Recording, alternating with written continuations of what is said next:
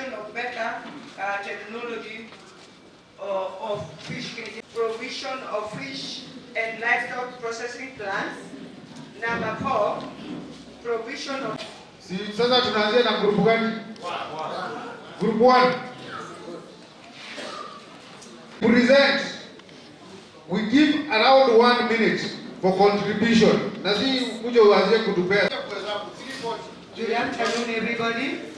I'm presenting on behalf of Group 1 once again. Group 1. Patia microphone. Now, anything? Yule na kitu ni tunapea. Na mtu anataka kusema jambo lolote. Iko sawa. I can clarify because of the time I've just read through. Anything that you want me to expound? Hiyo mambo si mzuri, ni kweli? Sasa tunasema hivi.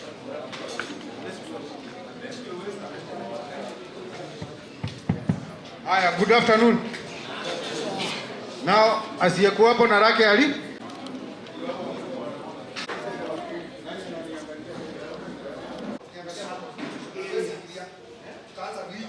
So that is why we can only proceed as so I agree with you on those areas. Upande ya production and fertilizer, we are in agreement that the government can provide subsidized fertilizer.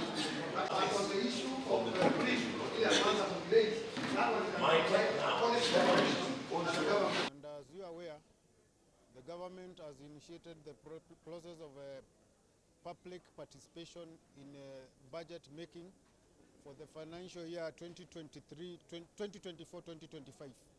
So in Migori, we've just concluded the exercise. We had representatives from the 12 sub-counties, and I can say I'm impressed, I'm happy that all the sub-counties were represented, all the groups, social groups, youth, women, religious leaders, and others have been able to actively participate and give their input to the 9 sector working groups which were presented for them to hear their views. Otherwise, I'm happy. I can say that I can see things are changing. We want to have the input of the members of the public so that they can be able to give the project and prioritize which they would want to be initiated first, and also enable them to monitor that these projects and programs which they have proposed are being implemented. I'm sure in the past people have been talking about having quite a lot of policies and not being implemented. So this narrative going forward will be a thing of the past. And I don't think there's anything I can say, is just to say that I'm thankful to the national government and also to having been considered as the first county in this section to be visited. Yeah, we came here today purposefully to be part and parcel of budget making process. In our constitution, there is public participation as espoused according to the meeting which was conducted in 2020 at the park, that anytime the government wants to do something, there must be public participation. So our objective was to come and learn on objectives and components of budget making process.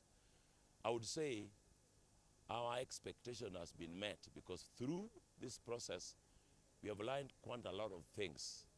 That for a budget process to be made, there are organs. One, the executive organ and the legislative organ.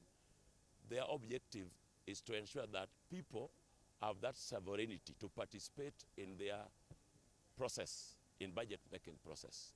It's in our country, we are very good in policy formulation, but at times, at a stage, we are poor in policy implementation.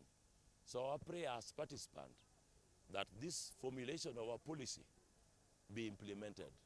Otherwise, those papers will be there to gather dust, which will not be very good. We expect that those implementation be implemented. been able to show a new system of governance that is, of course, demystifying the power of Mwananchi, of course, his sovereignty to also be part of a process, that nothing can be done without us. So today in Migori, we've been so much privileged to be part of this process. We've met a team from national together with the county team led by the county commissioner. So we are very certain that whatever thing we have discussed will be, of course, fruitful, because the government of His Excellency that we have so much believed before, that we continue still to believe. We are very certain that through these processes, through these, through these mediums of communication and, of course, interactions with Mwananchi, that our, that our voice will be able to reach the national table of the decision making processes. The recommendations over the issues we have in our county has been made based on the sub-counties we have, and we want to believe that the national government is going to take quick initiative on these ones, so that the citizens of Kenya coming from Migori County can also benefit from the programs that have been initiated by the government nationwide. And we want to believe that a similar program, because this is new to us, it has never been done like this before, shall be going onward from now henceforth. And we believe from our ideologies and the opinions in terms of views and ideas we are giving is going to elevate our county to a better level, so that we can match other counties and even beyond. Oh, it's okay. From my group, actually, we were very particular. We were talking under roads, that is national government. We also talked about the dams, and we also talked about some other sectors like health. So in particular in Migori County, we have got a series of stalled roads, that is tarmac roads. For example, we have Migori, Masara, Muhuru Road.